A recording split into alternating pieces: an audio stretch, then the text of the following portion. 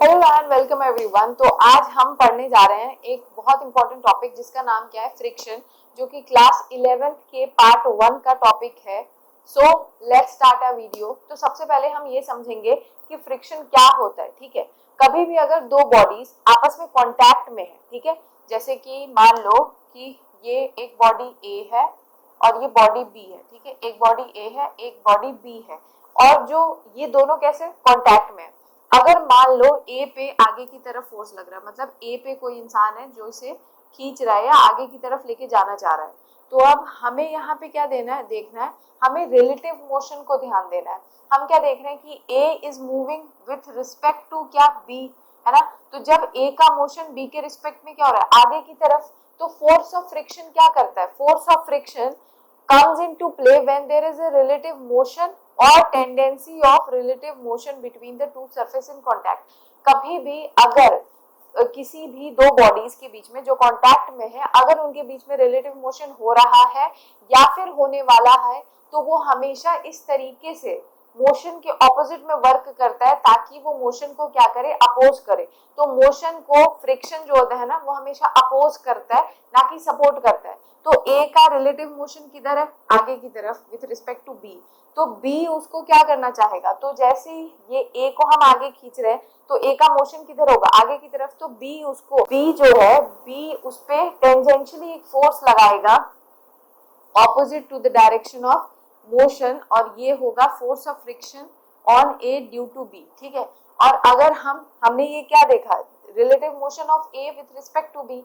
अब अगर A B को देखे तो ए तो आगे जा रहा है, तो ए के रिस्पेक्ट में बी क्या कैसा लगेगा कि वो पीछे की तरफ जा रहा है, तो उसका मोशन का डायरेक्शन किधर है, इधर।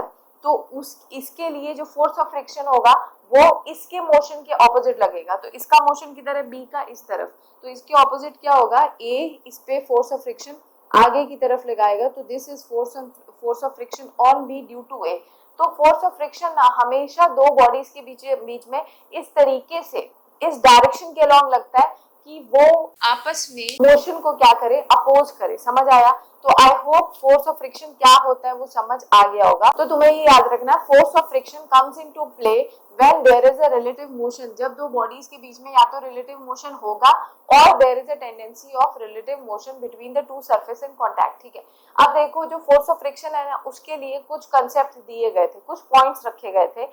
एक होता है हमारा ओल्ड व्यू, एक होता है हमारा मॉडर्न व्यू। ठीक है, ओल्ड व्यू क्या कहता है, देखो कोई भी प्लेन से प्लेन सरफेस भी है ना, अगर हम उसको माइक्रोस्कोपिक लेवल पे देखेंगे, एटॉमिक लेवल पे देखेंगे, तो हमें दिखेगा कि हर सरफेस के ऊपर थोड़ा बहुत, मतलब एक्सटेंट ऑफ इरेगुलरिटीज में भी वेरी कर सकती है, किसी में बहुत ज्यादा हो, किसी में बहुत कम हो, लेकिन सरफेस में इरेगुलरिटीज होती है। तो पुराना कंसेप्ट क्या गया था, पुराना कंसेप्ट ये दिया गया था कि मान लो ये एक बॉडी ए है, बॉडी बी है, ये आपस में क्या कर रहे हैं, एक दूसरे के रिस्पेक्ट में मूव कर रहे हैं। मतलब मान लो बॉडी ए को हमने आगे की तरफ ऐसे खींचा और बी, ए जो है बी के साथ कांटेक्ट में रखा हुआ है, तो होता क्या है, फ्रिक्शन क्यों डेवलप होता है। तो ओल्ड व्यू ये कहता है कि जब एक बॉडी की इरेगुलरिटी, ये देखो जो एक बॉडी का ये जो उबड़ खाबड़ है ना, जैसे उबड़ खाबड़ एक वर्ड होता है ना, मतलब रफनेस, जो एक बॉडी में रफनेस प्रेजेंट है, वो जब दूसरे बॉडी के रफनेस में इंटरलॉक हो जाता है, तो इसके वजह से फोर्स ऑफ फ्रिक्शन डेवलप होता है। तो ये कौन सा कंसेप्ट था, ओल्ड व्यू। लेकिन फिर मॉडर्न व्यू ये कहा गया कि नहीं, it is not due to interlocking of irregularities of one surface with another, it is basically due to atomic or molecular bond। New theory ये कहती है कि जब दो बॉडीज के बीच में, जहां पे भी उनका जो main actual point of contact है ना, वहां पे मॉलिक्यूलर बॉन्ड डेवलप होता है, बीच में क्या डेवलप होता है, मॉलिक्यूलर बॉन्ड। और जब एक बॉडी दूसरे बॉडी पे स्लाइड करता है या मूव करने की कोशिश करता है, तो जैसे ही पहले क्या है, बॉन्ड डेवलप है, अब जैसे ही मूव किया तो बॉन्ड क्या होता है, टूटता है। अब बॉन्ड टूटता है और फिर जो आगे जाके दूसरे पॉइंट ऑफ कांटेक्ट पे नए बॉन्ड बनते हैं। तो इस तरीके से यहाँ पे क्या हो रहा है, breaking and formation of bond.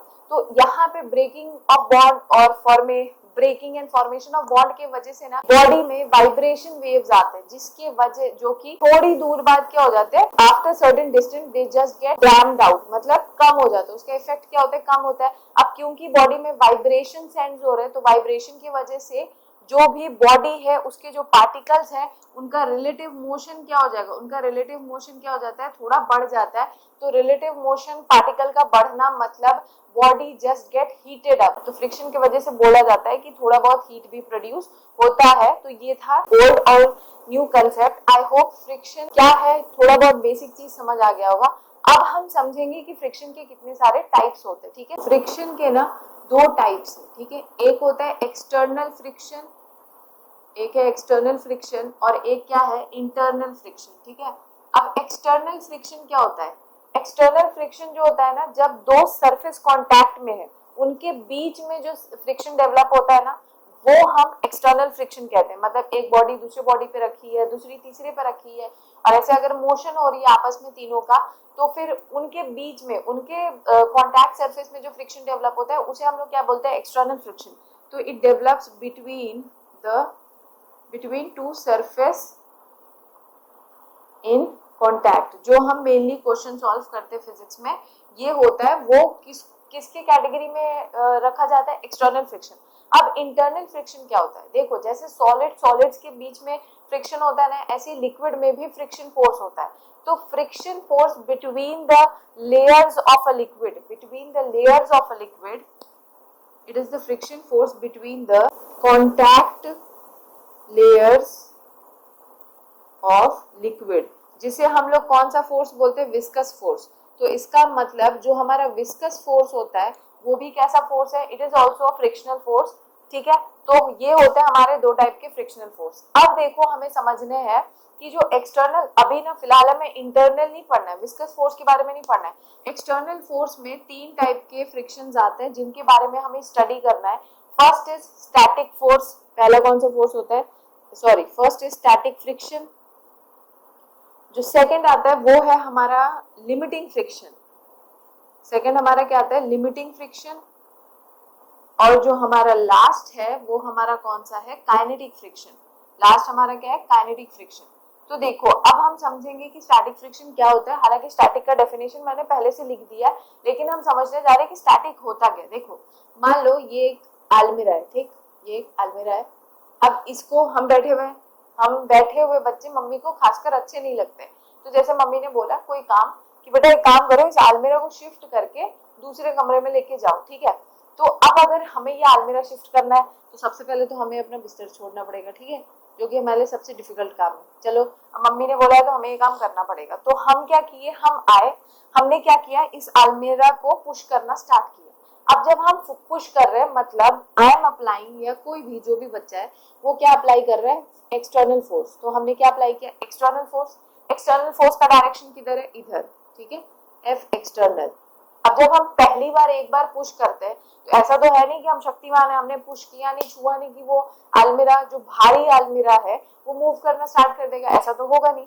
तो क्या है रीजन, क्या है, अगर मैं कोई इनपुट दे रही हूँ और उसका आउटपुट अगर नहीं आ रहा है, दैट मीन्स कुछ तो ऐसा है जो मेरे इस एक्सटर्नल फोर्स को कैंसिल आउट कर रहा है, ऐसा होगा ना। तो ये किसकी वजह से होता है, तो ये बेसिकली किसकी वजह से होता है, फ्रिक्शनल फोर्स। अब देखो इसका मतलब जब मैं अलमीरा को धक्का दे रही हूँ तो अलमीरा और ग्राउंड के बीच में क्या डेवलप हो रहा होगा, एक फ्रिक्शनल फोर्स डेवलप हो रहा होगा। ठीक है, और उस फ्रिक्शनल फोर्स का डायरेक्शन किधर होगा, opposite to the direction of motion of this अलमीरा विथ रिस्पेक्ट टू ग्राउंड। क्योंकि मैंने बताया था कि ये हमेशा रिलेटिव मोशन को अपोज करता है, तो ऑपोजिट लगेगा एक्सटर्नल फोर्स के। और एक चीज समझो कि ये टेंजेंशियली लगता है अलोंग द कॉन्टैक्ट सरफेस, जहां भी कॉन्टैक्ट है उसकी टेंजेंशियल लगता है। तो यहाँ पे हमारा क्या लगने लग गया, ये फ्रिक्शनल फोर्स लग रहा है, तभी तो ये अलमीरा मूव नहीं कर रहा है भाई, क्योंकि एक बॉडी है। अगर एक बॉडी को मैं धक्का दे रही हूँ और वो मोशन स्टार्ट कर दे, इसका मतलब ये है कि मेरा वाला जो एक्सटर्नल फोर्स है वो डोमिनेट कर रहा है, तभी तो बॉडी एक तरफ मोशन कर रही है। लेकिन अगर मेरे फोर्स लगाने के बावजूद भी body is not moving, that means my force is being cancelled by some amount of equal force but opposite in magnitude, और उसी को हम यहाँ पे क्या बोल रहे हैं, तो इसका मतलब यहाँ पे एक फ्रिक्शनल फोर्स डेवलप हुआ है इस अलमीरा और ग्राउंड के रिस्पेक्ट में, और इसी फ्रिक्शनल फोर्स को हम लोग क्या बोलते हैं, स्टैटिक फ्रिक्शन। तो ये कौन सा फ्रिक्शन डेवलप हुआ है, स्टैटिक फ्रिक्शन, और स्टैटिक फ्रिक्शन को एफ एस से रिप्रेजेंट करते हैं। ठीक है, तो मान लो पहले मैंने क्या किया, बहुत हल्का सा फोर्स लगाया था 2 न्यूटन का, ठीक, तो ये मूव नहीं किया, इसका मतलब ऑपोजिट में भी 2 न्यूटन का फोर्स लगा होगा। ये जस्ट मैं समझा रही हूँ, तभी तो बॉडी मूव नहीं कर रही है। अब मैंने सोचा भाई इसको जल्दी खिसकाना है, हम थोड़ा और फोर्स लगाते हैं, तो मैंने यहाँ पे 4 न्यूटन का फोर्स लगाया। तो यहाँ पे क्या हुआ, मैंने जब 4 न्यूटन का फोर्स लगाया तब भी अलमीरा मूव नहीं कर रहा है। दैट मीन्स फ्रिक्शनल फोर्स भी कितना लग रहा होगा, ऑपोजिट में 4 न्यूटन का लग रहा है। ये जस्ट मैं समझाने के लिए बता रही हूँ, ठीक है, ये वैल्यू बस मैं समझाने के लिए यूज कर रही हूँ। अब देखो फिर क्या होगा, फिर मैंने थोड़ा और फोर्स किया। मैंने क्या किया, 6 न्यूटन अप्लाई किया। 6 न्यूटन के बाद भी बॉडी मूव नहीं कर रही है। दैट मीन्स इसका भी यहाँ पे ऑपोजिट में क्या लग रहा होगा, फ्रिक्शन फोर्स कितना लग रहा होगा, 6 न्यूटन का। लेकिन देखो बेटा, ये जो फ्रिक्शन फोर्स लग रहा है ना, स्टैटिक फ्रिक्शन, इसकी एक मैक्सिमम वैल्यू है जो कि ये वहीं तक जा सकता है, उसके ऊपर ये अपनी वैल्यू को क्रॉस नहीं करेगा। तो मान लो कि स्टैटिक फ्रिक्शन की ये मैक्स वैल्यू है, this is the maximum value of static friction. तो इसका मतलब ये है कि अप टू 6 न्यूटन जितना भी मैं फोर्स लगा रही थी एक्सटर्नल में, वो सारे का सारा स्टैटिक की वजह से कैंसिल आउट हो रहा था। लेकिन अब मैं क्योंकि स्टैटिक के मैक्सिमम तक पहुंच चुकी हूँ, अब अगर मैंने हल्का सा भी फोर्स लगाया ना, हल्का सा भी थोड़ा एक्स्ट्रा फोर्स दिया, तो ये अलमीरा क्या करेगा, मूव करने लगेगा। क्यों, क्योंकि बाहर का एक्सटर्नल फोर्स हमारे हाथ में है। स्टैटिक फ्रिक्शन भी सेल्फ एडजस्टिंग फ्रिक्शन होता है। देखो सेल्फ एडजस्टिंग है, तभी तो ये 2 था तो ये भी 2 था, ये 4 था तो ये भी 4 था, ये 6 है तो ये भी 6। लेकिन ये सेल्फ एडजस्टिंग है up to its maximum value. तो इसका मतलब स्टैटिक फ्रिक्शन को हम क्या बोलेंगे, static friction is a self adjusting friction. ये क्या होता है, it is a self adjusting friction, ठीक है। और इसका मतलब एक चीज तुमने क्या देखी, इसकी वैल्यू जो है वो 0 से लेके, मतलब मिनिमम से लेके अप टू मैक्सिमम तक जाती है। मैक्सिमम के ऊपर अब ये नहीं जा सकता। तो इसका मतलब जो स्टैटिक अगर सेल्फ एडजस्टिंग फ्रिक्शन है तो इसकी वैल्यू मिनिमम क्या होगी, 0, मैक्सिमम क्या होगी, जो इसकी मैक्सिमम वैल्यू होती है, ठीक है। That means its value can range from 0 to max value, ठीक है। अब देखो, अब क्या है, ये अब अपने मैक्सिमम तक पहुंच चुकी है। अब इसके बाद हम एक्स्ट्रा फोर्स लगाते हैं तो ये उसको एग्जैक्ट बैलेंस आउट नहीं करेगी। अब अगर मैंने 8 न्यूटन लगाया तो अब ये 8 न्यूटन नहीं जा सकता क्योंकि इसने ये अपने मैक्सिमम तक पहुंच चुका है। तो अब क्या होगा, बॉडी मोशन करने लगेगा। तो 6 के बाद जो भी फोर्स लग रहा है, मतलब स्टैटिक के मैक्सिमम के बाद हम थोड़ा सा भी अगर फोर्स लगाते हैं तो बॉडी में मोशन आने लगता है, ठीक है। तो दैट मीन्स अब बॉडी में after 6 Newton, after 6 Newton body undergoes motion, ठीक है। तो इतनी बात समझ आई। तो इसका मतलब स्टैटिक फ्रिक्शन क्या होता है, स्टैटिक फ्रिक्शन वो फ्रिक्शन होता है जो बॉडी को रेस्ट में रखना चाहता है, मतलब वो तब तक प्ले करेगा जब तक बॉडी मोशन में नहीं आ रही है। मतलब वो हमेशा, static friction is a self adjusting friction, it adjust itself in such a way that the body undergoes या बॉडी रिमेन्स एट रेस्ट, ठीक है। तो इसका मतलब स्टैटिक की वजह से बॉडी जनरली रेस्ट पे रहती है। तो force of friction which comes into play between two bodies before one body actually start moving over the other, जब तक मोशन स्टार्ट नहीं हुआ है तब तक जो फ्रिक्शन वर्क करता है उसी फ्रिक्शन को हम लोग क्या बोलते हैं, स्टैटिक फ्रिक्शन। मैंने बताया it is a self adjusting friction. Then the second thing, its value ranges from 0 to max. अब देखो स्टैटिक हम समझ चुके हैं, जो maximum value of static friction होता है ना, उसी को हम लोग क्या बोलते हैं, लिमिटिंग फ्रिक्शन। तो इसका मतलब मैंने यहाँ पे जो एग्जांपल के थ्रू बताया था कि this is the max value of static friction, so इसी को हम लोग क्या बोलेंगे बेटा, लिमिटिंग फ्रिक्शन, ठीक है। तो लिमिटिंग फ्रिक्शन को कैसे डिफाइन करोगे, FL से लिखते हैं, and it is the maximum value of static friction, ठीक है। इस तरीके से लिख लेना, ठीक। तो स्टैटिक समझ गए, लिमिटिंग समझ गए, limiting is the maximum value of static friction. अब हमें समझना पड़ेगा काइनेटिक फ्रिक्शन क्या होता है, ठीक। अब जैसे देखो बॉडी मोशन में आ गई है, तो ऐसा नहीं कि बॉडी मोशन में आने के बाद फ्रिक्शन वर्क ही करना बंद कर देता है। फ्रिक्शन एक बार अगर मोशन में बॉडी आ गया है तो फ्रिक्शन की वैल्यू जो है फिर घट जाती है, समझ आया, थोड़ी सी वैल्यू उसकी घटती है, और तभी तो भाई वैल्यू फ्रिक्शन की घटी होगी और एक्सटर्नल थोड़ा बड़ा होगा, तभी तो बॉडी मोशन में आई है। तो इसका मतलब, और एक चीज, कि ये चीज बिल्कुल मत सोचना कि अगर बॉडी मोशन में आ रही है दैट मीन्स फ्रिक्शन अब एब्सेंट हो गया। फ्रिक्शन की वैल्यू मोशन में आने के बाद, बॉडी की मोशन में आने के बाद फ्रिक्शन की जो वैल्यू होती है वो थोड़ी घट जाती है एज कंपेरिजन टू लिमिटिंग। भाई समझो इस चीज। क्या हुआ, जब बॉडी रखी थी हमने एक्सटर्नल फोर्स लगाया तो स्टैटिक भी उतना लगा रहा है, ठीक है। तो स्टैटिक इनिशियली कहां से शुरू हुआ, 0, 2 न्यूटन, 4 न्यूटन, फिर वो अपने मैक्सिमम वैल्यू तक जाती है। मैक्सिमम वैल्यू मतलब वो अपने मैक्स तक गई, फिर उसके बाद मैक्स के बाद अब फ्रिक्शन तो नहीं बढ़ सकता है, तो फ्रिक्शन अब मैक्स के बाद नहीं बढ़ सकता, तो उसके बाद हम हल्का सा भी एक्सटर्नल फोर्स लगाते हैं तो बॉडी मूव करने लगता है, तो बॉडी मोशन में आ गया है। इसका मतलब कि फ्रिक्शन से थोड़ा वो डोमिनेट कर गया है एक्सटर्नल फोर्स, तभी तो बॉडी मोशन में है। तो kinetic friction is the friction that comes into play when a body is in a state of steady motion, और इसकी वैल्यू जो होती है वो हमेशा लिमिटिंग के कंपैरिजन कम होती है। तो काइनेटिक फ्रिक्शन का डेफिनेशन हम कैसे लिखेंगे, काइनेटिक फ्रिक्शन क्या होता है, ये मैं यहाँ पे लिख देती हूँ, एफ के comes into play when body is in steady motion, ठीक है। जब मोशन में रहता है बॉडी तो भी फ्रिक्शन वर्क करता है, बस ये है कि फ्रिक्शन की वैल्यू तब थोड़ी कम हो जाती है और उसी कम फ्रिक्शन की वैल्यू को हम काइनेटिक फ्रिक्शन कहते हैं। काइनेटिक फ्रिक्शन मतलब, काइनेटिक मतलब मोशन के टाइम जो फ्रिक्शन होता है उसी को हम काइनेटिक फ्रिक्शन कहते हैं। इसे एफ के से रिप्रेजेंट करते हैं। एक बात हमेशा याद रखना है, एफ के is always less than F limiting, ठीक है। तो ये सब बातें थी जो कि मैंने समझा। अब हम देखो क्या करेंगे, ग्राफ समझेंगे, उसके बाद हम समझेंगे कि कौन से फैक्टर्स है जिसपे फ्रिक्शन एक्चुअली डिपेंड करता है, ठीक है। तो अभी जब मैंने तुम लोग को एक एग्जांपल बताया था वो अलमीरा का, ठीक है, तो ये अलमीरा ग्राउंड पे रखा है। मैंने क्या बताया था कि हमने इस पे एक्सटर्नल फोर्स ऐसे लगाया, एक्सटर्नल फोर्स पहले क्या लगाया था हमने, पहले लगाया था 2 न्यूटन, ठीक है। तो इसके टेंजेंशियली फ्रिक्शनल फोर्स भी लग रहा था कितना, स्टैटिक लग रहा था ना, जब तक बॉडी मूव ना करे तब तक स्टैटिक लग रहा है, तो कितना लग रहा था 2 न्यूटन। फिर क्या लगा, हमने लगाया 4 न्यूटन, तो इसने भी लगाया 4 न्यूटन, बॉडी मूव नहीं कर रही, बॉडी मूव नहीं कर रही है, इसका मतलब इक्वल लग रहा है। फिर हमने लगाया 6 न्यूटन, तो भी बॉडी मूव नहीं कर रही है, तो इसका मतलब स्टैटिक, ऑपोजिट में भी कितना फ्रिक्शन फोर्स लग रहा है, 6 न्यूटन का ही लग रहा होगा। लेकिन अब स्टैटिक फ्रिक्शन की एक मैक्सिमम वैल्यू होती है जिसके ऊपर वो नहीं जा सकती है। तो अब मान लो कि ये इसकी मैक्स वैल्यू है, अगर ये इसकी मैक्स वैल्यू है तो अब इसके ऊपर ये नहीं जा सकता है, ठीक।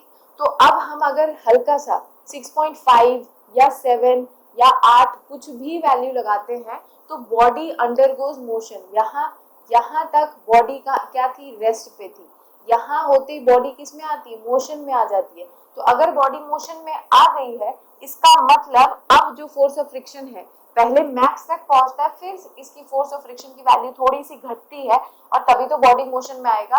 तो हम इसी चीज को अब जरा ग्राफ से समझेंगे। तो अगर हम ग्राफ बनाते हैं किसके बीच में, अप्लाइड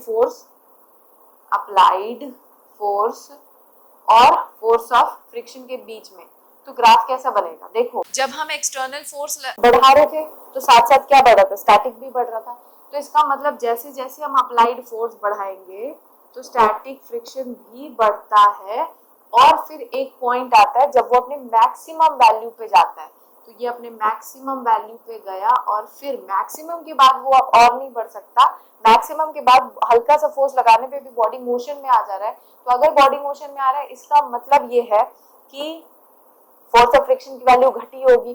तो मैक्स वैल्यू के आने के बाद फ्रिक्शन की वैल्यू हमेशा घट के क्या हो जाती है, ऐसी कांस्टेंट सीधी लाइन हमें दिखेगी, ठीक है। तो इसका मतलब यहाँ पे O A B C ये पॉइंट्स है, ये जो सबसे टॉप मोस्ट पॉइंट है ये किसको रिप्रेजेंट करता है बेटा, ये F लिमिटिंग को रिप्रेजेंट करता है जो कि मैक्सिमम वैल्यू होती है स्टैटिक की। ये हिस्सा जो सीधा ये किसको रिप्रेजेंट कर रहा है, स्टैटिक फ्रिक्शन। और ये जो इतना कांस्टेंट हिस्सा है ये वाला किसको रिप्रेजेंट कर रहा है, एफ के, काइनेटिक फ्रिक्शन, ठीक है। अब कुछ पॉइंट्स है जो यहाँ से समझ लो, हमें दिख रहा है कि बी सी इज, मान लो ये एक्स है, B C is parallel to O X. अगर कोई चीज पैरेलल है इसके ओ एक्स के पैरेलल है बी सी, इसका मतलब भले ही अप्लाइड फोर्स बढ़ता रहे लेकिन काइनेटिक फ्रिक्शन की वैल्यू जो होती है फिर कांस्टेंट चलती रहती है, ठीक है। जैसे स्टैटिक क्या थी, पहले बढ़ती है बढ़ती है बढ़ती है, फिर मैक्स तक जाती है, फिर एक बार बॉडी मोशन में आ जाती है तो फ्रिक्शन की जो वैल्यू होती है वो हमेशा घटती है थोड़ी सी, उसके बाद ही बॉडी मोशन में आ रही है तो हल्की घटी, फिर उसके बाद मोशन के टाइम जो फ्रिक्शन की वैल्यू होती है वो कांस्टेंट ही रहती है। तो ये ग्राफ ये बताता है BC is parallel to OX, that means FK remains constant, ठीक है, मतलब स्टैटिक की तरह Fk की वैल्यू अप्लाइड के साथ बढ़ती नहीं रहती है, ठीक है, ये बात याद रखना। फिर एक चीज और तुम्हें दिखेगी कि ये पॉइंट सबसे मैक्सिमम पॉइंट है और फिर यहाँ से पॉइंट ये घटी है, नीचे की तरफ आई है, दैट मीन्स कि Fk is always less than Fl, ठीक है। तो ये था हमारा graph between applied force and friction. I hope समझ आया होगा। अब हम कुछ टर्म्स देखेंगे जिसपे फ्रिक्शन एक्चुअली डिपेंड करता है, ठीक है। अब हम समझेंगे कि फ्रिक्शन किन चीजों पे डिपेंड करता है। तो जो फ्रिक्शन होता है ना, बॉडी, किसी भी बॉडी या ऑब्जेक्ट का एरिया कितना है, कोई बॉडी कितनी बड़ी है कितनी छोटी है, तो हम जनरली क्या बोल देते हैं कि अच्छा कोई अगर बहुत बड़ी बॉडी हमने देखी तो हम ये बोल देंगे अच्छा वो बड़ी बॉडी छोटी बॉडी के कंपैरिजन ज्यादा फ्रिक्शन सफर करेगी, ठीक है। तो ऐसा जनरली बच्चों को लगता है, लेकिन नहीं बेटा, देखो एरिया ऑफ बॉडी, फ्रिक्शन को एरिया ऑफ बॉडी से मतलब नहीं है, फ्रिक्शन को इस चीज से मतलब है कि जो कांटेक्ट सरफेस के कांटेक्ट पार्टिकल्स कितना एरिया कवर कर रहे हैं उस पे डिपेंड करता है फ्रिक्शन फोर्स। तो friction force depends on the area covered by the contact particle of contact surface, ठीक है। तो क्या लिखोगे, friction force depends on, friction force depends on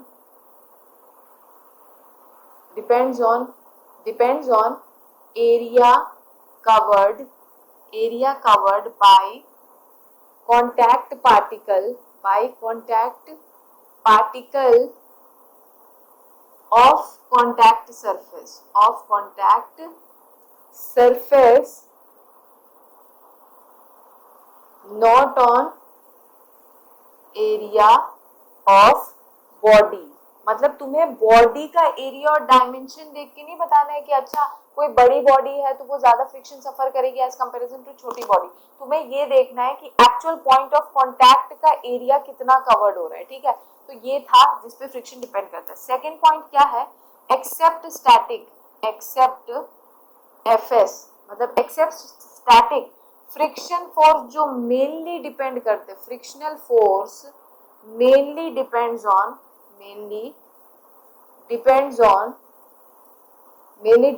on normal reaction force. अगर नॉर्मल रिएक्शन फोर्स बदलता है तो फ्रिक्शनल फोर्स बदलेगा, ठीक है। तो इसका मतलब अगर नॉर्मल रिएक्शन फोर्स बदलेगा तो फ्रिक्शनल फोर्स बदलेगा। तो मेन यही है कि frictional force depends on normal reaction force, ठीक है। अब ये मैंने कुछ डायग्राम्स बताए ये समझाने के लिए कि जो नॉर्मल रिएक्शन फोर्स होता है वो अलग अलग केसेस में अलग अलग होता है। नहीं तो बहुत से ऐसे बच्चे जिनको हमेशा यही लगता है कि जो नॉर्मल रिएक्शन है वो हमेशा mg के बराबर होगा, ऐसा नहीं है। देखो क्या होता है, अगर हम फर्स्ट केस देखें तो नॉर्मली बॉडी ऐसी रखी हुई है, इस पे F एक्सटर्नल फोर्स लगा रहे हैं, तो जिधर फोर्स लग रहा है उधर ही तो मोशन होगा। तो relative motion of this body with respect to ground क्या है, इस तरफ। तो अगर मोशन इस तरफ है तो फ्रिक्शन किधर लगेगा, ऑपोजिट टू द मोशन, तो फ्रिक्शन फोर्स इधर की तरफ लगता है, ठीक है। तो फ्रिक्शनल फोर्स यहाँ लगा। अब देखो क्या है, बॉडी पे mg लग रहा है नीचे और mg को बैलेंस करने के लिए नॉर्मल रिएक्शन क्या लग रहा है ऊपर। तो यहाँ पे मेनली क्या होगा, हम क्या लिखेंगे, n is equal to mg। तो फर्स्ट केस में जो नॉर्मल रिएक्शन है वो किसके बराबर है, mg के बराबर। अच्छा ये चीज हम पढ़ ही क्यों पढ़ रहे हैं ये समझो। देखो जो F लिमिटिंग का फॉर्मूला होता है ना बेटा, F limiting is directly proportional to normal reaction. Static को छोड़ के बाकी जितने फ्रिक्शन फोर्स होते हैं वो नॉर्मल रिएक्शन फोर्स पे ही डिपेंड करते हैं। तो F L directly proportional to N। तो जब प्रोपोर्शनलिटी का साइन हटेगा तो यहाँ पे कांस्टेंट आता है म्यू S इंटू N। तो F लिमिटिंग का फॉर्मूला क्या होता है, FL is equal to mu S into N। और वैसे ही F काइनेटिक का क्या होता है, F kinetic is directly proportional to normal, that is Fk is equal to क्या आएगा, म्यू के इंटू N, ठीक है। तो ये जो म्यू एस N तो क्या है, नॉर्मल रिएक्शन, Fs क्या है, म्यू एस क्या है, this is coefficient coefficient of static friction, ठीक है, ये है।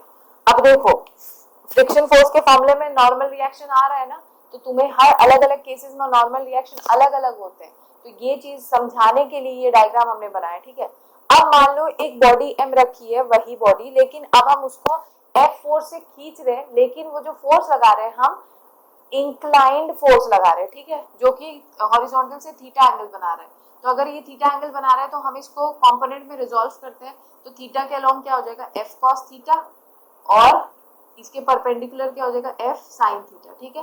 अब और कुछ है यहाँ पे f sin थीटा, नीचे क्या लगेगा mg फोर्स, और ऊपर क्या लगेगा नॉर्मल रिएक्शन फोर्स, ठीक। तो अब एक बात बताओ, अगर फोर्स को अपने कंपोनेंट्स में तुमने ब्रेक किया है, तो out of the two force which force is helping the body to move, तो मोशन के लिए तो ये फोर्स रिस्पॉन्सिबल है ना, ये थोड़ी ना। अब अगर मुझे एक बक्से को ऐसे धक्का देना है, तो मुझे ऊपर से फोर्स लगाना पड़ेगा कि आगे से खींचना पड़ेगा, आगे से खींचना पड़ेगा ना, तो F cos theta is responsible for motion, ठीक।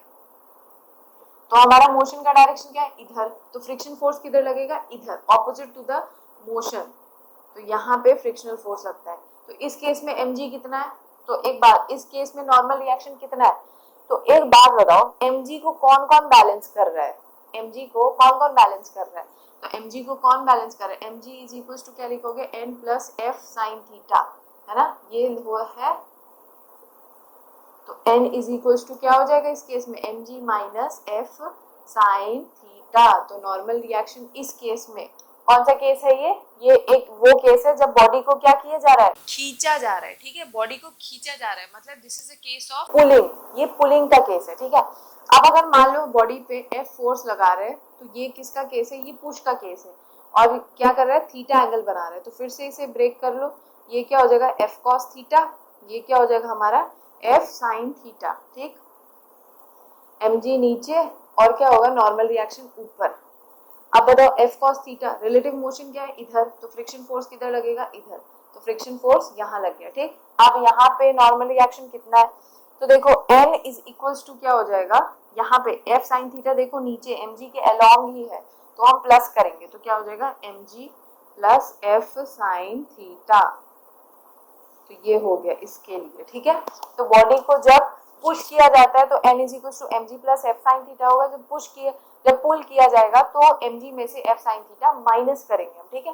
अब अगर एक इंक्लाइन प्लेन है जो थीटा एंगल पे है, और उस पे हम बॉडी को ऐसे स्लाइड करने के लिए छोड़ देते हैं, तब नॉर्मल रिएक्शन क्या होगा, तो देखो सबसे पहले क्या होगा, mg नीचे फोर्स लग रहा है। अब मैं यहाँ पे थीटा चीज को एक्सप्लेन नहीं कर रही हूँ, नहीं होगा तो हम जब क्वेश्चंस करेंगे तब मैं ये चीज एक्सप्लेन कर दूंगी।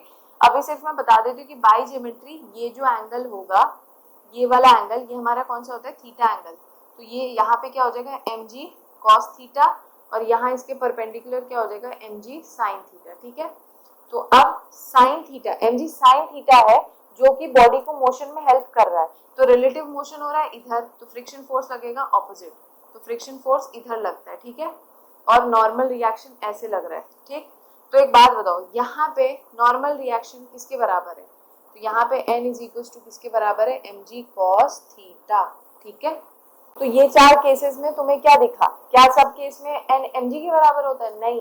जब बॉडी सिंपली ऐसे रखी होती है ना ग्राउंड पे, और कहीं दाएं बाएं से फोर्स नहीं लग रहा है, तभी सिर्फ n mg के बराबर होता है, नहीं तो हर केसेस में पुलिंग, पुशिंग, फिर motion of body on incline plane, वो सब में अलग केसेस होता है। अब ये एक है जिस केस में क्या कर रखा है कि ऐसे एक वॉल है, उसके अगेंस्ट बॉडी को ऐसे चिपका के रखा है, और हम अब क्या कर रहे हैं, F एक्सटर्नल इसको ऐसे बाहर से, जैसे मान लो ये बॉडी ऐसे रखी है, तो हम F एक्सटर्नल यहाँ से लगा रहे हैं, तो जहां अगर मैं F एक्सटर्नल इधर लगाऊंगी तो बॉडी नॉर्मल रिएक्शन, ये जो वॉल है नॉर्मल रिएक्शन इस तरफ करेगा, क्योंकि every action has a equal and opposite reaction, तो इस F एक्सटर्नल के लिए नॉर्मल रिएक्शन फोर्स आता है किधर। अब एक बात बताओ, mg फोर्स नीचे लगेगा, और बॉडी क्योंकि बेटा ऊपर नीचे मूव कर रही है, आगे पीछे थोड़ी ना कर रही है, वॉल से ऐसे चिपकी बॉडी है, वॉल से चिपकी बॉडी है, और इसको ऊपर नीचे हम ऐसे मूव कर रहे हैं, तो इसका मतलब mg नीचे एक्ट करेगा, तो फ्रिक्शन फोर्स किधर लगेगा, F ऊपर की तरफ, है ना, ऑपोजिट टू द मोशन। तो एक बात बताओ, इस केस में n जो है वो ना mg के बराबर है ना किसी चीज के बराबर है, यहाँ पे n F एक्सटर्नल के बराबर है, ठीक है। तो ये केसेस कौन कौन से होते हैं तुम्हें ध्यान देना पड़ेगा और तुम्हें ये समझना है। अगर तुम्हें नॉर्मल रिएक्शन निकालना आ गया तो तुम फ्रिक्शन के क्वेश्चंस इजीली कर सकते हो, ठीक है। तो ये सब थे टर्म्स जिसपे फ्रिक्शन एक्चुअली डिपेंड करता है। तो मेनली फ्रिक्शन किस पे डिपेंड करता है, नॉर्मल रिएक्शन फोर्स पे। आई होप तुम लोगों को समझ आ गया होगा, ठीक है। अब हमें एक लास्ट चीज समझनी है, क्या ये कोफिशिएंट ऑफ स्टैटिक फ्रिक्शन किस पे डिपेंड करता है। ये जो है ये किस किस चीजों पे डिपेंड करता है, ये मैं यहाँ लिख देती हूँ। इट डिपेंड्स ऑन मटेरियल, हमारा मटेरियल कैसा है, रफ है स्मूथ है, इस पे डिपेंड करता है हमारा क्या, म्यूएस। फिर ये डिपेंड करता है किस पे, और मटेरियल में ही रफनेस और स्मूथनेस वाला कंसेप्ट आ गया है, और ये अदर इन्वायरमेंटल फैक्टर्स पे भी डिपेंड करता है। अब ये अदर इन्वायरमेंटल फैक्टर कौन सा है, ये इसके लिए मैं एक छोटा सा शॉर्ट्स बनाऊंगी जिसमें मैं ये चीज एक्सप्लेन करूंगी। अदर इन्वायरमेंटल फैक्टर जैसे डस्ट की वजह से, ऑक्सीडेशन प्रोसेस, इन सब के वजह से भी फ्रिक्शन फोर्स म्यू एस की जो वैल्यू है वो काफी हद तक बदलती है। समझ आया। तो म्यू एस किस पे डिपेंड करता है वो बता दिया मैंने। अब हम देखेंगे कि म्यू के किस किस चीजों पे डिपेंड करेगा। म्यू के क्या होता है, this is coefficient of kinetic friction, और ये भी इसी चीज पे डिपेंड करता है कि it depends on the nature of material in contact. जो भी मटेरियल कॉन्टैक्ट में है उनका नेचर कैसा है, म्यू के भी इसी चीज पे डिपेंड करता है। बस एक बार याद रख लेना, अगर म्यू के की वैल्यू कम है तो मतलब स्मूथ सरफेस है, ठीक है। सरफेस कैसा है, स्मूथ सरफेस है। अगर म्यू के की वैल्यू लार्ज है दैट मींस रफ सरफेस है, ठीक है। तो ये सब थी हमारी फ्रिक्शन के बारे में सारी की सारी नॉलेज जो मैंने बता दिया। अब हम फ्रिक्शन के क्वेश्चंस को बाद में डिस्कस करेंगे। तो मिलते हैं नेक्स्ट वीडियो में जिसमें हम फ्रिक्शन के क्वेश्चंस को डिस्कस करेंगे। और अगर ये कंसेप्ट समझ आ गया तो फ्रिक्शन के क्वेश्चंस भी यूं चुटकियों में हो जाते हैं। तो फिर तैयारी करते रहो। मिलते हैं नेक्स्ट वीडियो में, तब तक अपना ख्याल रखो। अगर वीडियो अच्छा लगे then do share it with your friends. If you have any doubt then you can ask me in comment section. Thank you and bye.